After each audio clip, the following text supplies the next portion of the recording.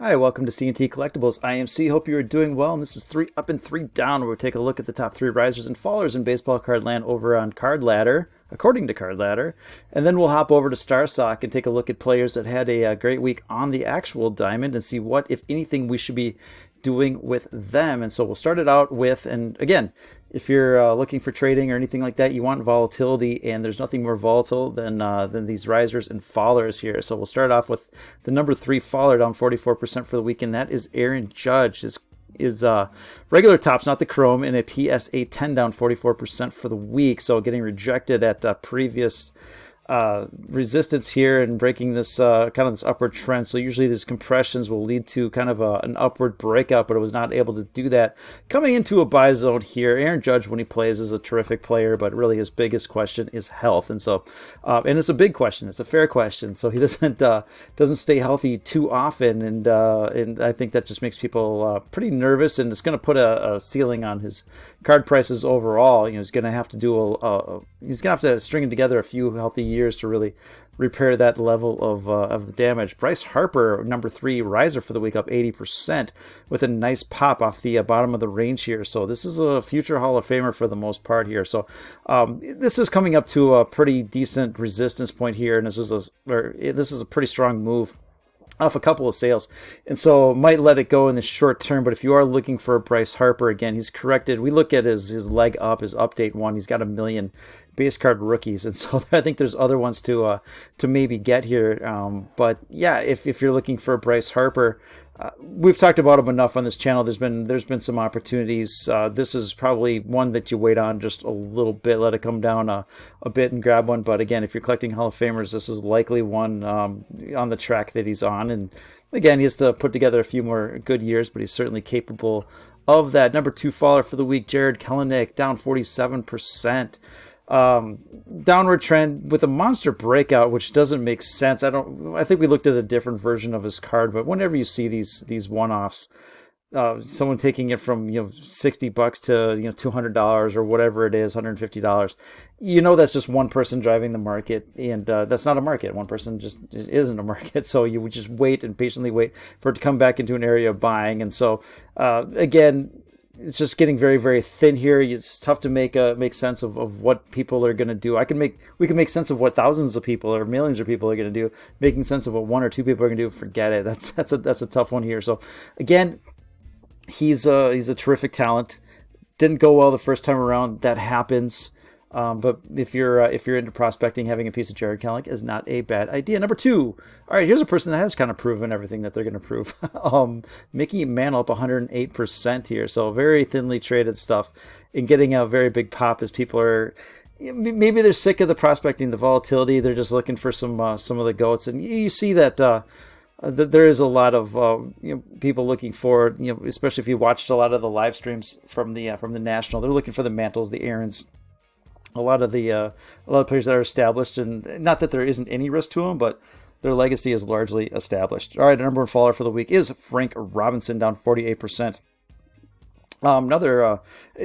But again, investing in these all-time greats isn't the safest thing in the world, because they're going to move wildly as well. So PSA 7, Frank Robinson, 57 tops with a monster move down, bring it to a level of support here, but back in the range. If it went a little bit farther down, certainly wouldn't surprise me. Had to stretch it out to the long term. If you looked at the 6 month or something like that, just aren't a lot of sales in this one. So you want more data if you can get it at all here. So again, monster. If it bounced off of here, wouldn't surprise me, because that's one sale going down. There's other people that say, hey, that's a bargain. Let's do something with it. But a volatile name like this, again, if you find a decent looking card and you want a Frank Robinson, go ahead and do it. It's not gonna kill you by any stretch in terms of vintage cards here. But again, look for a little pop here. But back into the range with a little bit of downside. So I'm not even gonna guess at what happens here, even though I did just guess. But I'm not really gonna guess. Our number 1 riser for the week, Miggy Cabrera, thinly traded stuff here. So it did come into an area of buying. So we did. Who doesn't like Miggy Cabrera? So he's going to start putting up all sorts of metrics. He's a Hall of Famer.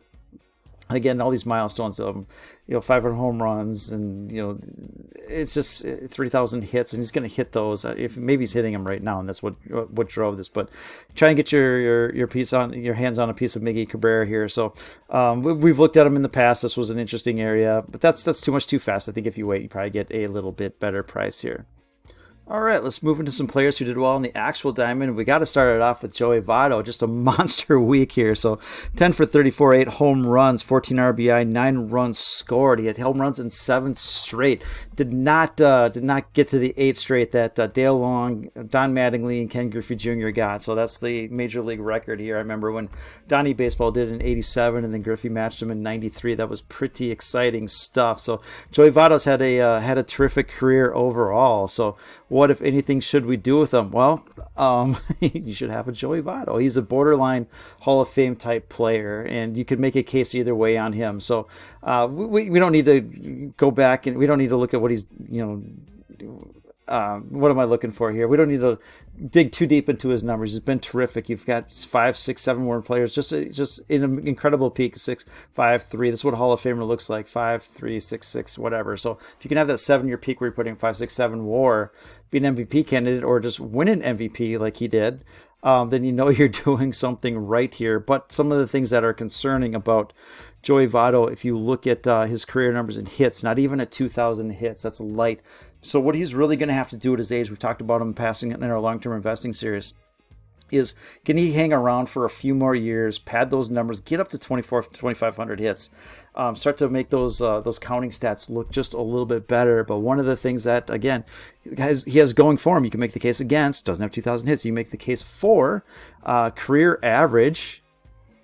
Let's see, 300 on base percentage, 400 slugging percentage, 500. This is pretty crazy stuff. If you look at the Hall of Famers that have done that in the past with the 300 average, 400 on base, and 500 slugging, you're looking at Ty Cobb and Rodgers, Hornsby, Shoeless Joe, Tris Speaker, Ted Williams, Babe Ruth. I mean, look at that list. I mean, Todd Helton, maybe that's the guy you want to look at. He's probably getting in as well. So at some point, so when you look at Joey Vado, it's like borderline, but with the guys that are getting lately, maybe you have to lean more towards, he's getting in, and his cards are absolutely ripping on the backs of that. So if you look at eBay with his PSA 10, not a lot of that data on Starstock, you can see it trading in a range between 120 and 180.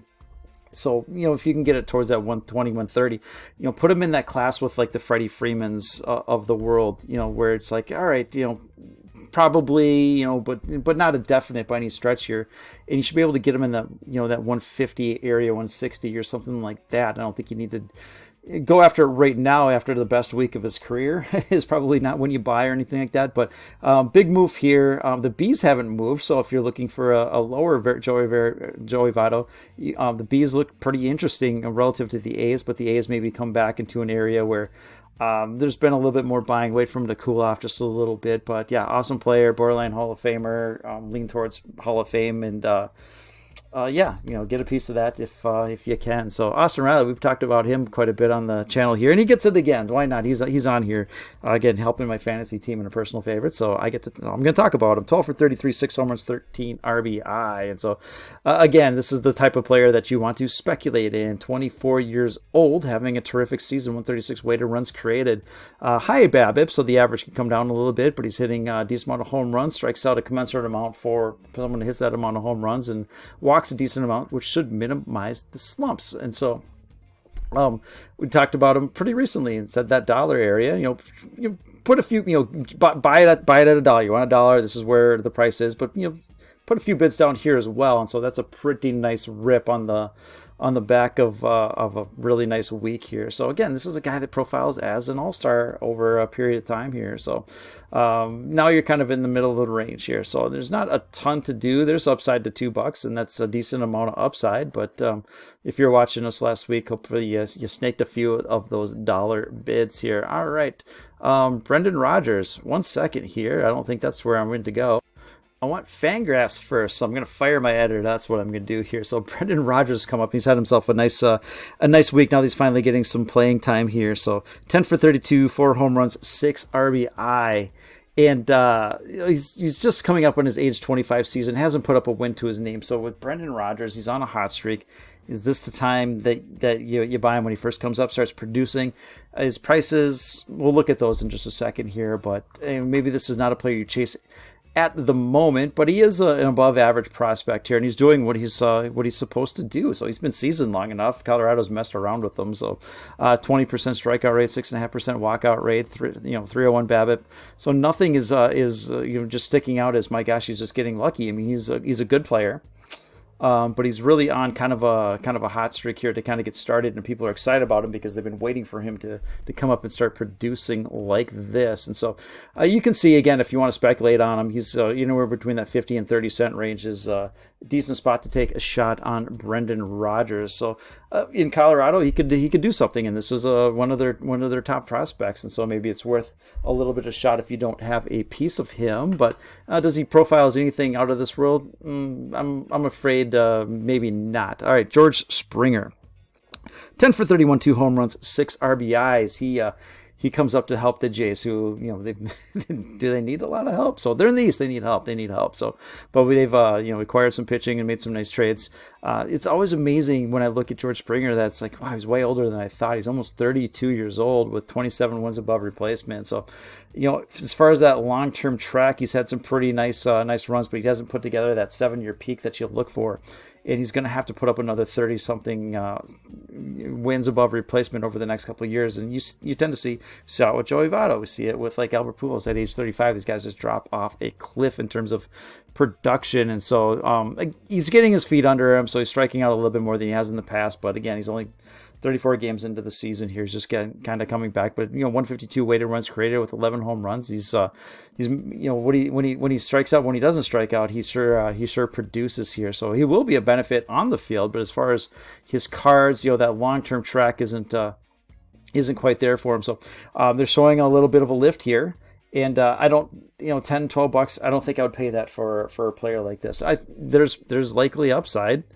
You can see upside to the $14 or $15, but you're gonna have to be quick on that one, and you wanna dump it at some point. And so buying when he's having a good stretch here, probably not the best idea. I personally, he seems like a heck of a guy. Does a lot of good things with. I think he's a stutterer, and he's done a lot of things for charity in that regard. And so root for him and everything like that. Buying his card, I don't know that's the way to go. Although a lot of buying in this area and selling in this area, so there is upside if you're quick enough. All right, Anthony Rizzo traded to the Yankees because they need all the help they can get. 10 for 27, 5 home runs, 7 RBI, and 4 for 9 with 2 home runs in his first 2 games with the Yankees. He is 32 years old, really coming up onto that in just a few days here, with 31 wins above replacement. And so another player that needs to put up 5 or 6, roughly 5 win seasons over the next 5. And as he ages, he's done that a couple times. But now that he's in his 32 years old, I mean, is he really going to start being 5 or 6 win player from here for the next 5 years or something like that? So probably not. So like Anthony Rizzo, just fine. He's the face of the Cubs, and now he's a Yankee, and I think you're going to get a Yankee, or you did get a Yankee bump on him. So if you look at these sales right here, there's the Yankee bump. And the longer term outlook for Anthony Rizzo is, really, really good player. As far as the Hall of Fame track, probably not. So you want to put him in your trading basket. And I think these moves here are too quick. So, all right. What are we looking at here? That's a empty tab. All right. Finish up here with a couple of pitchers here. Adam Wainwright. So, yeah, all this production quality is so high level here. Get what you pay for, people. 7 innings pitched, 8 strikeouts, and a win. He's 40 years old with 43 wins. So, not sure he's going to hang around long enough to match some of these seasons right here where he was a terrific player. So he's been a very good player for a very long time, but the last really since his age 33 season hasn't done a whole lot here. So happy for his success right now.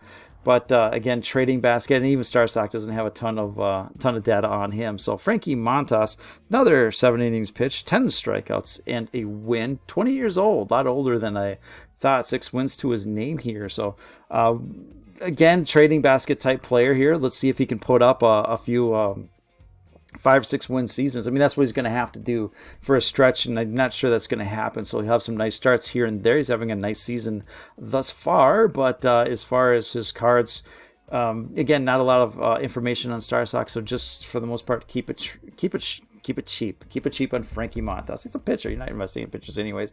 And we'll wrap it up with Vladie Guerrero. And the one thing I want to point out with him is over on his game log, he's hitting. He's been hitting all year.